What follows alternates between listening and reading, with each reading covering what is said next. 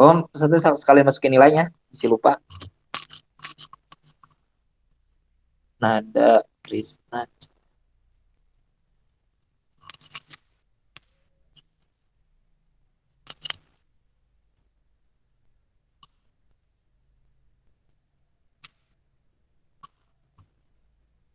Muncul nggak Pak?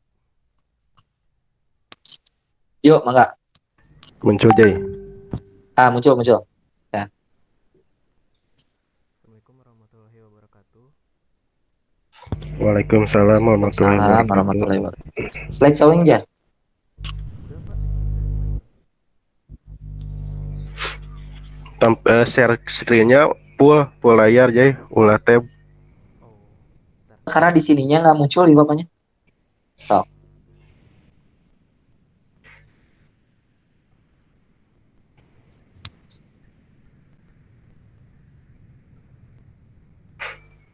Muncul nggak Pak?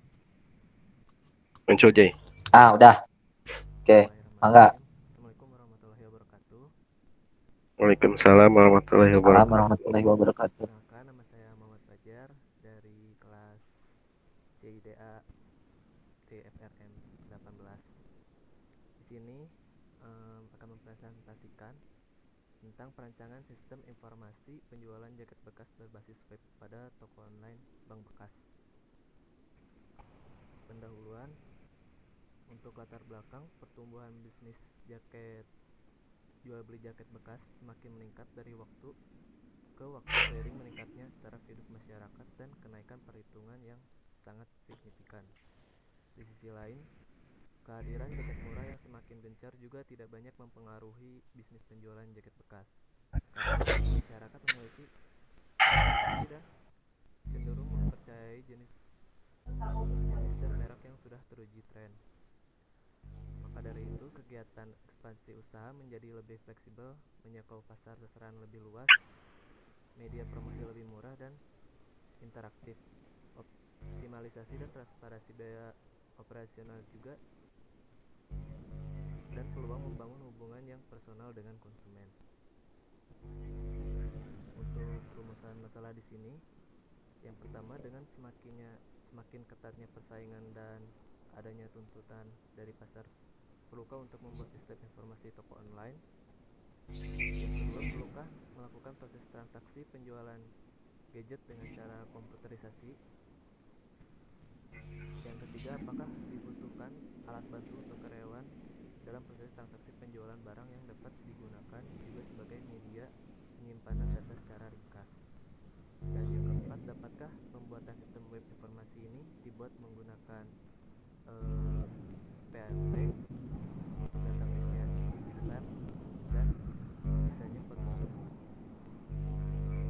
Tujuan penelitian di sini untuk memperluas pasar penjualan berbasis online dan meningkatkan tingkat penjualan, itu yang pertama.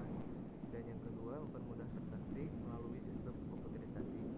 Yang ketiga, membuat penyimpanan data sistem database dengan akses di dalam web. Dan yang keempat, dengan pembuatan web menggunakan framework PHP ini, menggunakan MySQL database serta menambahkan desain tampilan web agar terlihat menarik dengan menggunakan Photoshop. Dan untuk batasan masalah di sini, yang pertama, web toko online ini tidak menangani proses pembayaran secara online dengan kartu kredit atau pembayaran online lainnya. Dan yang kedua, website toko online ini pada tahap awalnya digunakan untuk melakukan penjualan dan tidak membahas keamanan website dan jaringan. Yang ketiga, sistem informasi web toko online ini hanya bersifat prototipe. Sistem penjualan. Sistem penjualan di sini, pengertian sistem penjualan akan dapat lebih dimengerti jika sebelum bagian istilah dan sistem informasi didefinisikan terlebih dahulu. Sistem penjualan di sini, model ini melingkupi aktivitas-aktivitas sebagai berikut.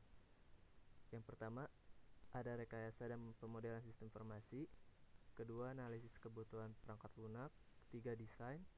Keempat, generasi kode. Kelima, pengujian. Keenam, dan pemeliharaan. Model proses perangkat lunak di sini menggunakan database rasional. Database adalah sekumpulan data yang terdiri dari satu atau lebih tabel yang berhubungan. Untuk data tabel di sini saya menggunakan tabel pesan dengan variabel yang lainnya. Yang kedua user, dan ketiga lanjut ke barang. Oh, maaf untuk sebelumnya di sini saya menggunakan metode deskriptif, sesuatu metode dalam penelitian suatu kelompok manusia, suatu objek atau sistem pemikiran ataupun suatu kelas peristiwa pada masa sekarang. Untuk lanjut ke halaman website, di sini halaman login untuk login dan register. Di sini bisa langsung kita daftar user ataupun langsung memiliki user dan login ke halaman utama. Lanjut, ini halaman utama. Di halaman utama akan menampilkan iklan dan berbagai penawaran diskon dan yang lainnya. Lanjut ke halaman iklan. Di sini tuh untuk mengupload iklan dengan untuk mengisi data-datanya dan kemudian diupload. Ini untuk tampilan iklan. Misalkan kita mengklik iklan tersebut, maka akan tampil secara detail apa sih di dalam iklan itu. Untuk baju jaket bekas yang kita tawarkan, di sini ada detail produk. Lanjut ke halaman administrasi. Halaman administrasi tinggal mengisi nama, alamat, dan nomor telepon. Kemudian tinggal check out. Implementasi di sini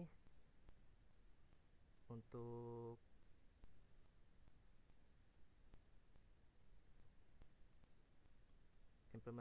penutup. 1. Toko barang bekas dapat memberikan kemudahan untuk berbelanja di sisi penjual maupun pembeli secara online. Kedua, meningkatkan pelayanan secara mudah dengan transaksi online. Yang ketiga, melalui website ini konsumen dapat melakukan online shop dimanapun dan kapanpun tanpa harus berkunjung ke toko tersebut.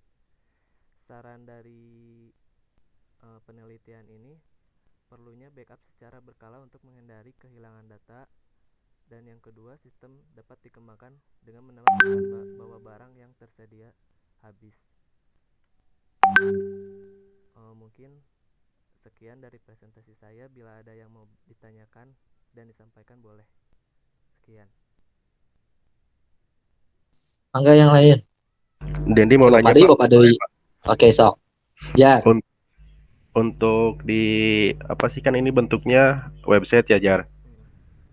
Untuk sistem pembayarannya apakah sudah dibuat itu?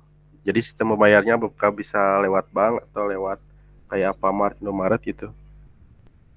Lebih ke ini lebih ke sistem rekening. Kayak misalkan kita nanti dalam web ini kita memberikan nomor rekening kita, langsung si pelanggan akan men-check out lewat itu gitu. Untuk iya. Indomaret belum tersedia. Berarti bisa juga sistem COD ya? Bisa. Oh iya. Melalui pesan. Udah Pak. Oke. Berarti ini Majar, berarti kamu masih terbatas ya? Iya. Misalnya terbatasnya masih tadi ya? Ya rekening itu, jadi belum yang tadi. Iya. Sama yang kalau sekarang kan banyak ya, bayar pajak nggak usah ke sana gitu kan, Iya. bayar ini. Cuma kadang-kadang tadi ya, kasus yang kita temukan itu adalah salah satu itu kadang ke data, kadang ke data, kadang enggak gitu ya. Namanya alat manusia gitu, pasti ada kekurangan kelebihannya itu.